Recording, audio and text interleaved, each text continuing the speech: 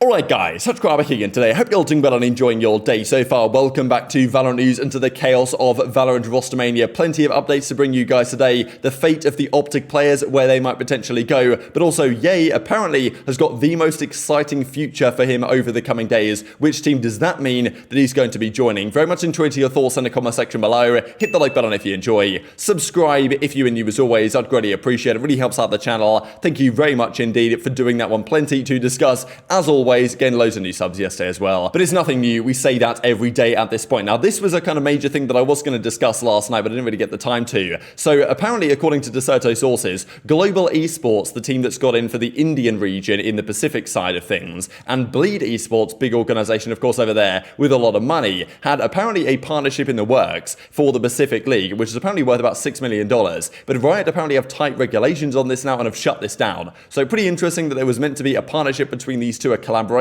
between these two organizations. Turned out that Riot don't allow that anymore. And speaking of Riot, there has also been all this drama about the whole Carlos R G2 situation, right? With, well, of course, he stepped down now as the CEO, or the board have got rid of him as the CEO after failing to get the Valorant franchise spot after all the Andrew Tate stuff. Now, there was a massive rumor coming out yesterday from Esport Mania Cos, a pretty reputable source apparently, saying that Riot Games had effectively blacklisted Carlos and forced him to sell his shares in G2 Esports. Now, of course, they can't really force him to sell his shares per se, but what they could do technically is say to G2, look, we're not happy with Carlos. We want you to either he's got to sell his shares and get out of there, or we're going to rescind your LCS spot, I suppose is what they could have said. And if that was the case, then I guess they'd have effectively forced him out. Now, we don't know if he's actually done this or if anything along these lines has actually happened, but reputable journalists were kind of not exactly backing this up, but at least reporting on the possibility. And Lewis Miller actually went on to kind of say, well, look, according to Twitter Skeletons, I've got to delete the tweet now because apparently this is not the case at all. And either Carlos still owns the shares or like they didn't actually force him to get rid of them. I saw several false rumors regarding G2 and Carlos and wanted to clarify. The LEC has not requested Carlos to resign from G2 nor to divest his ownership. We opened that investigation last week per our LEC rules, which is still ongoing. So potentially things could change and that they could still decide to do something. Maybe it's something that they were at least considering. But yeah, still crazy if Riot are going to be the arbiters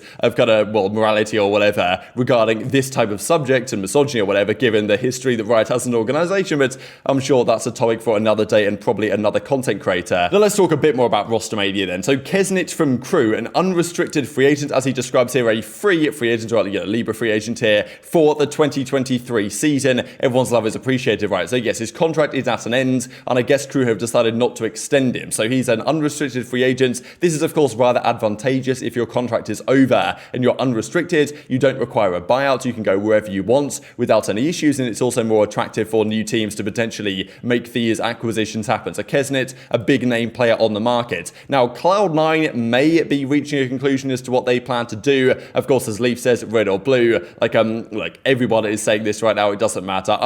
There's surely no way that Leaf is going to be gone from Cloud9. He's going to be saying this is just to show that, like, look, don't read in too seriously to what people have to say because there's a lot of bait going around as per usual. Now, some of the bait might be legitimate though, because Zellsis has had a lot of interactions the last few days with a lot of the Cloud9 guys. Of course, we saw the rumor a couple of days ago that maybe Zellsis to Cloud9 is on the cards at least, and Vanity once again, and Zellsis, and even Zellsis and Leaf and others, like everyone's been talking on the timeline about the possibility. Of course, I think these guys get on regardless, but like Zellsis, Cloud9 may be getting closer than maybe we've currently thought. Even actually it was this from Zeppa, right, where he says made it back home, and Zellsis is like duo question mark. So like they're trying their best to pretend that either something's happening or something's not happening, but of course it's difficult to read into. Now this is Rona points out to me here I thought was kind of crazy from Zellsis actually, where maybe Zellsis leaked Shroud's new franchise team. He joins up to Shroud's queue and he says, hey, EG Shroud or whatever. Of course, EG, one of the franchise teams in North America going into next season. This seems semi-unlikely to me that he's actually leaked this. Zellsis, I think, knows what he's doing here, but check it out for yourselves. But I don't want them to be on camera. Does that make sense?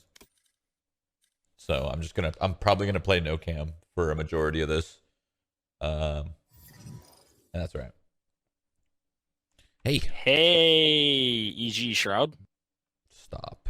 Wait, are you streaming? Bro, we're deathmatching? Oh, my bad. I'm just used to it's a habit, man. I'm not warmed up. Should we DM or no? Should we DM or no? I mean, we're already in. Okay. Like, we might as well.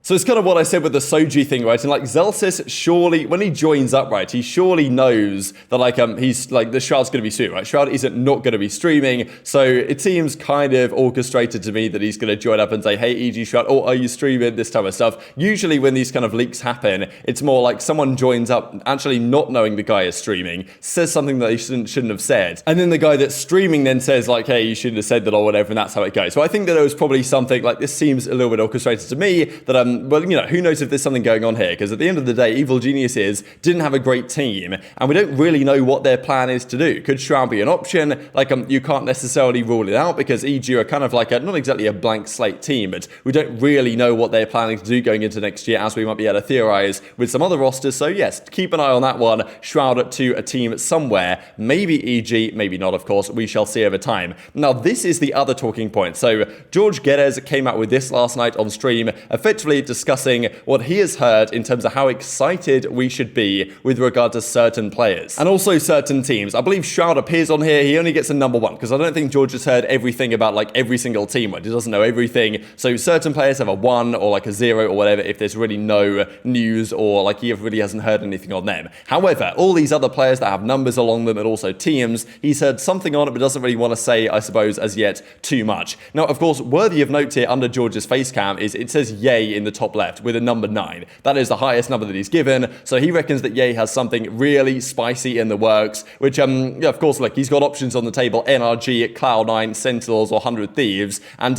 you know, what is a 9 out of those 3 teams? Like, probably 100T or Sen, maybe Cloud9, probably not NRG, so that maybe narrows it down a bit further already. To me, like, I'm already thinking now 100T Yay might be a possibility, because I'm also thinking about the role that he plays, and also the possibility of their IGL changing, which seems likely as well. So just to dive through all this stuff here, so Sinatraa doesn't seem to know anything about. 100T gets an 8 out of 10, FNS gets an 8 out of 10, Sentinels get a 7, it's maybe slightly less interesting then. Marved also only a 5, so we thought Marv maybe to Sen, but surely if Marv to Sen, like that would be more than a 5, maybe, who knows. Wardell gets a 6, which is interesting, even though he did kind of tease he was going to go to Counter-Strike. Don't know if that's valid though. Zelsis a 7, Shaz at 6, Zekken an 8, Cryo an 8 as well, so that says to me that these guys are going to get somewhere. Victor and Crashies both get a 7, probably going somewhere together. TenZ gets a question mark because I believe his contract is at an ends. We don't really know what's going on there. Asuna is 0 because I believe he's confident he's going to stay with 100T. Zoms, nobody knows. Xander, Cloud9 gets an 8 actually, Cloud9. So that's pretty spicy. Trent gets a 7, like, you know, 6. Saya, Shroud, Will gets a 7, so he might be on his way out, right? And there's some other ones. I believe you also put Nats as an 8 as well, which makes me think that that's pretty exciting. And of course, you guys can kind of read the rest of this for yourself. But definitely some interesting things to point out here, especially on, I think, the 100T side, also on the Yay side,